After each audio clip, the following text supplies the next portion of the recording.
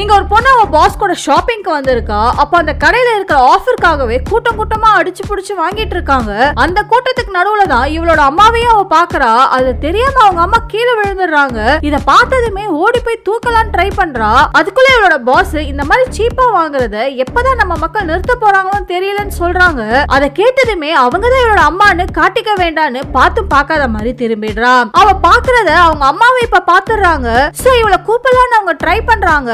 அதுக்குள்ள இவ அவங்க பாஸ் கூட திரும்பி பார்க்காம போயிடுறா. இத பாத்துட்டு இருக்க இவங்க அம்மாவுக்கு இவ ஏன் இந்த மாதிரி செய்யறான்னு புரியாம யோசிச்சுட்டு நிக்கிறாங்க. அதுக்கப்புறம் அவளோட பாஸ் போனதும் இவங்க அம்மா ரோட்ல நடந்து போயிட்டு இருக்காங்க. அதை பார்த்து அவங்க அம்மாவை கூப்பிடுறா. ஆனா அவங்க அம்மா திரும்பி பார்க்காம போயிட்டு இருக்காங்க. அதுக்கப்புறம் இவ சத்தமா கத்திக்கிட்டே ரோட கிராஸ் பண்ணி வரும்போதுதான் அவங்க அம்மாவே இவளை கவனிக்கிறாங்க. இவ வந்ததுமே இவ செஞ்ச எதையுமே அவங்க மனசுல வச்சுக்காம ஷூவோட சைஸை செக் பண்றதுக்காக அவளோட கால்ல போட்டு பாக்குறாங்க. உடனே இவ எதுக்காக இந்த மாதிரி சீப்பான பொருள் எல்லாம் வாங்கி என் மானத்தை வாங்குறீங்கன்னு திட்ட ஆரம்பிச்சிடுறா. அவ திட்டத கேட்டதுமே அவங்க அம்மா கோச்சிக்கிட்டு போயிடுறாங்க. இவளும் அவங்க அம்மாவை சமாதானப்படுத்தாம திரும்ப போயிடுறா.